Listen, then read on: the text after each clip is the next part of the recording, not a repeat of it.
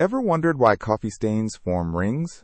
Today we'll explore a fascinating phenomenon that can reverse this effect. This is the classic coffee ring pattern.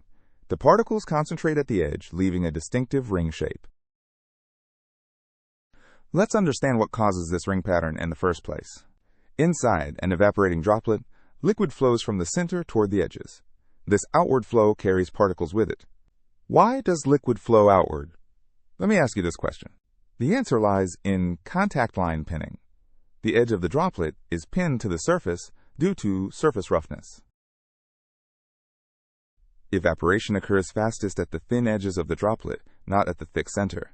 The evaporation flux J is inversely proportional to the square root of the distance from the edge. This means evaporation diverges at the contact line.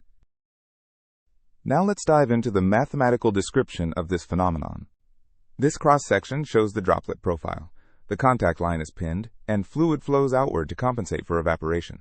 The radial velocity of the flow depends on the evaporation flux J and the local height h of the droplet at radius r. Let's estimate some real numbers to make this concrete. Consider a typical droplet with radius r equals 1 millimeter. A droplet this size takes about 300 seconds, or 5 minutes, to evaporate completely.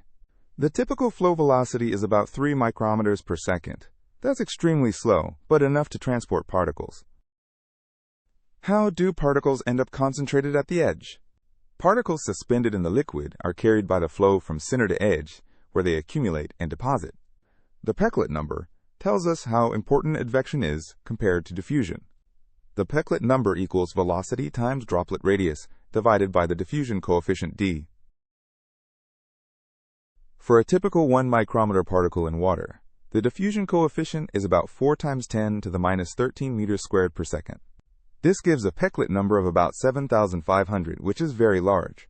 When the Pecklet number is much greater than 1, flow completely dominates over diffusion. Particles follow the flow streamlines. Now comes the fascinating part. How can we reverse this coffee ring effect? The Marangoni effect can create an inward flow that opposes the outward coffee ring flow. What is the Marangoni effect? Great question. The Marangoni effect is fluid flow driven by gradients in surface tension. The gradient in surface tension gamma creates a tangential stress that drives flow from low to high surface tension regions. The liquid surface flows from regions of low surface tension toward regions of high surface tension. How do we engineer surface tension gradients? The first method is adding surfactants, which are surface active agents. Surfactant molecules have a hydrophilic head and hydrophobic tail. They accumulate at the air-water interface. Surfactants lower the surface tension of water. Pure water has a surface tension of 72 millinewtons per meter. With surfactants, surface tension can drop to 30 or 40 millinewtons per meter. As the droplet evaporates, the surfactant concentration increases because the number of molecules stays constant while volume decreases. This creates higher surfactant concentration at the edges, where evaporation is fastest. The rate of concentration increase is proportional to the evaporation flux. Let's understand exactly how the flow reverses. Two competing flows emerge. The green evaporation-driven flow pushes outward. The red Marangoni flow pulls inward. The key question is, which flow wins? The Marangoni number Ma equals the surface tension difference times radius, divided by viscosity times diffusion coefficient. When the Marangoni number is large, the Marangoni flow dominates and creates inward flow. Let's calculate for a typical experimental case. Assume a surface tension difference of 30 millinewtons per meter. Water has a viscosity of 1 millipascal second. This gives a Marangoni number of about 75 million, which is enormous. Since Ma is much greater than the Pecklet number, the Marangoni flow completely reverses the coffee ring effect. What happens when the Marangoni effect dominates? Instead of a ring, particles deposit uniformly across the entire droplet area, creating a homogeneous spot. The strong inward Marangoni flow continuously recirculates particles back toward the center. This prevents particles from accumulating at the edge as they normally would. This diagram shows the recirculation pattern. Particles move in circular paths, getting redistributed throughout the droplet.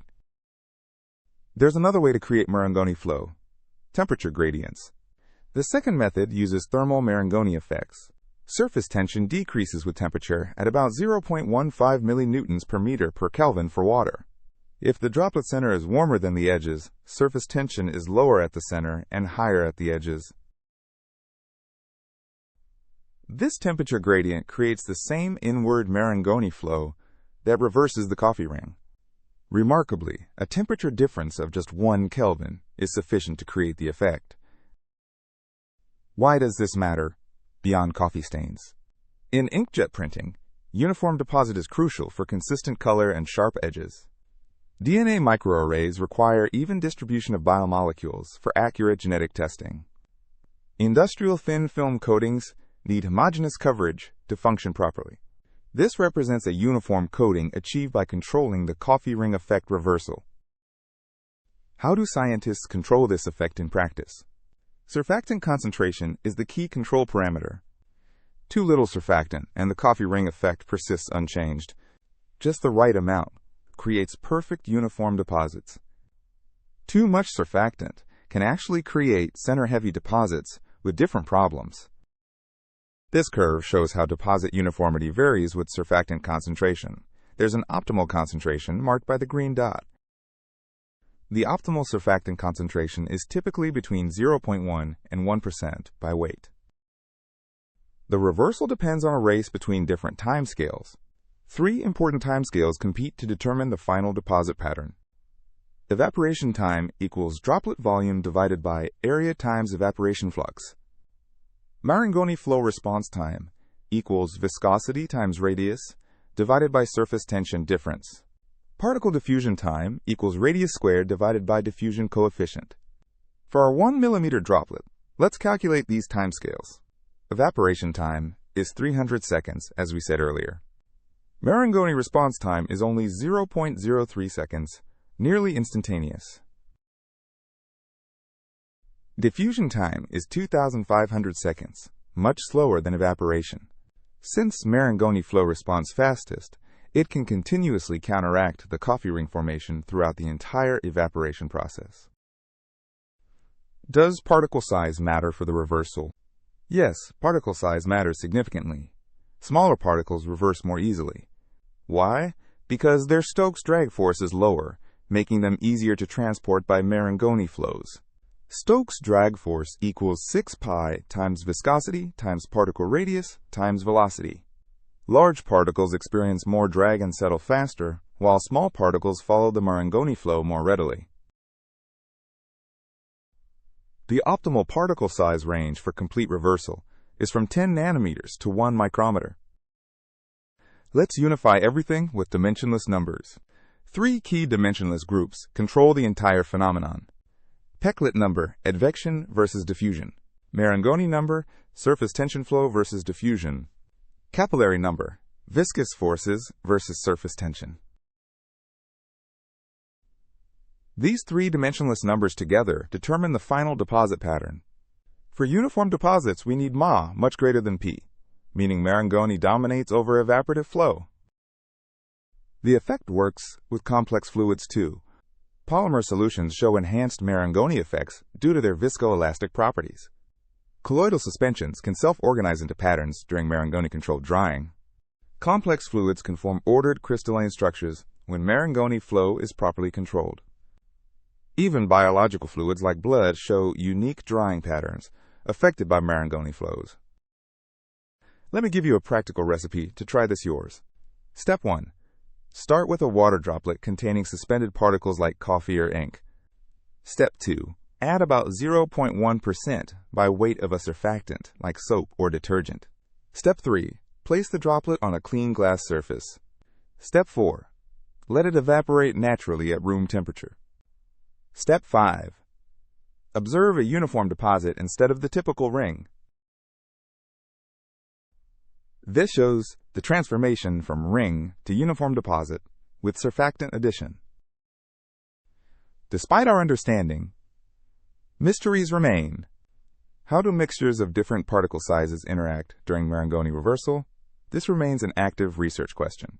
Can we harness these effects to create intentionally designed patterns beyond just uniform deposits. What happens with non-spherical particles like rods or platelets? The answer is complex and not fully understood. Rod-shaped particles might align during Marangoni flow, creating anisotropic deposits. Let's summarize the key insights from our exploration. Coffee rings form because outward evaporative flow carries particles to pinned edges.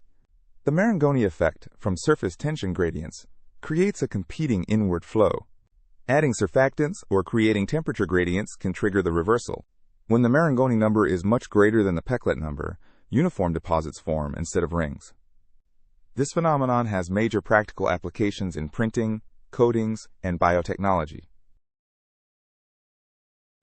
This is the essence of coffee ring reversal, from edge-dominated rings on the left to uniform deposits on the right, all controlled by surface tension. In conclusion, the coffee ring effect and its reversal are fascinating phenomena that teach us about fluid dynamics, surface tension, and the complex interactions between particles and flow. Understanding these principles can lead to innovative applications in various fields, from printing and coatings to biotechnology and materials science. We hope you now have a deeper appreciation for the science behind everyday phenomena and are inspired to explore and learn more about the world around you.